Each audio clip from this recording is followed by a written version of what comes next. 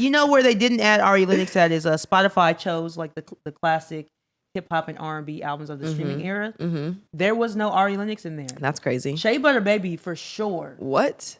Now I don't know if that album just went double platinum in my car. No, it went triple in my whip. Shit out of that. Yeah, between that, SZA's Control, and Summer Walker's Over It, because they all came out like around the same time. Those three. What? Now, and Chasing Summer, I'm going to add Chasing Summer in there, sir. Chasing Summer is not on this. Okay, so let's talk about this list. So first of all, what is this list officially called? Spotify chose the classic hip hop and R&B albums of the streaming era, which is 2015 to present. So they got some good ones on there. I'm not going to hold you. They got some good ones on there. What's the number one they had? Malibu. Was it ranked in a specific order? No, I don't think it was ranked in an order. They're just posted on here. Now, so first no order. Just the list. We know that Rolling Stones one had an order. This one is just posted up. There's no numbers by it. Best. So I think we should just, if you want to see the whole list, go look it up. Spotify, classic hip hop and R&B albums of the streaming era. But we're gonna run through the R&B ones. Okay. So first few.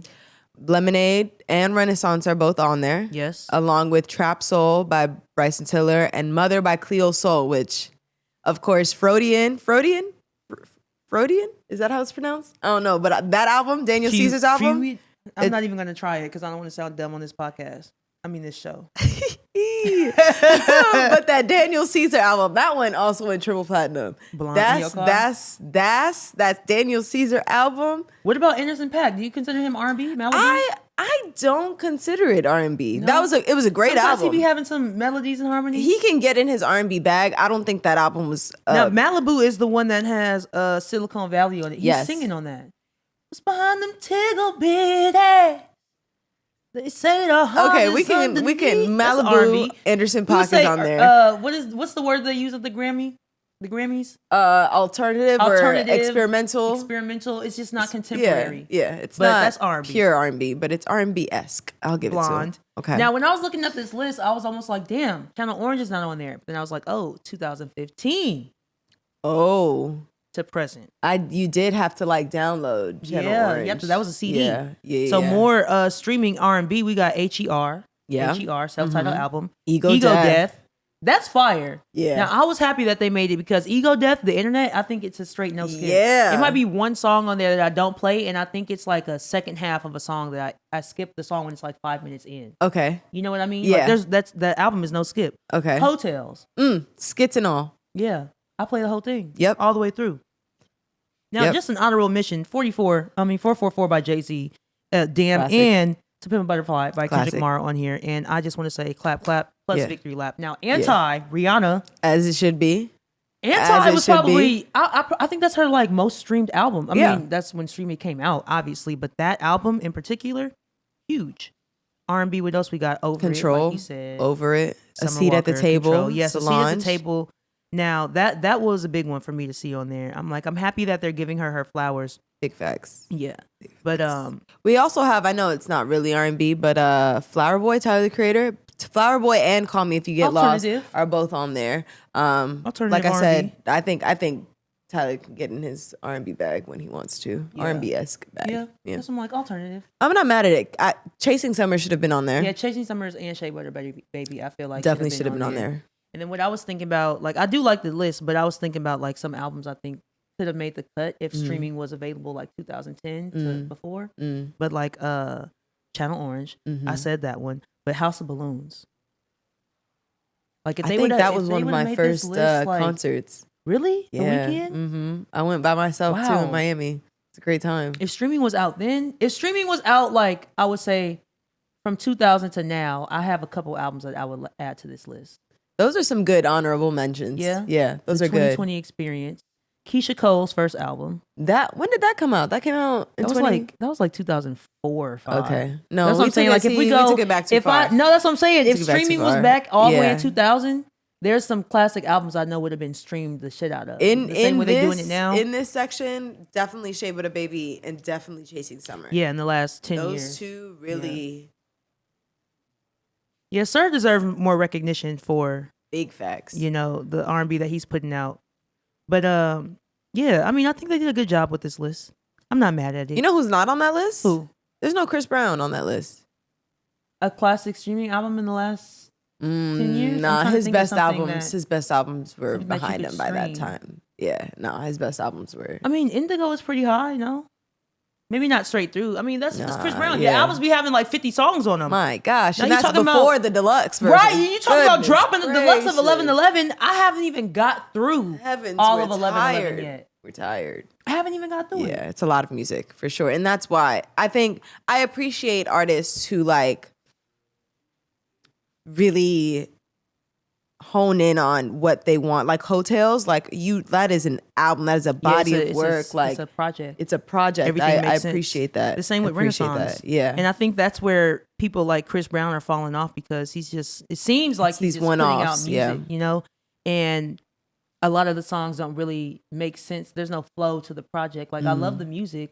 All the songs sound good individually, but when you listen to them straight through, as a collective, it makes no sense. Like, you know, this first song you talking about clubbing and being out with the hoes. Next song you in love. The next song you want to have your baby. The next song you got those projects as a collective. Like, you know, like I needed to make sense. Like know? I know how one song flows into another when I think about Control, when I think about Shea But a Baby, when I think about Renaissance. Like what? I know that set list. Even Anti.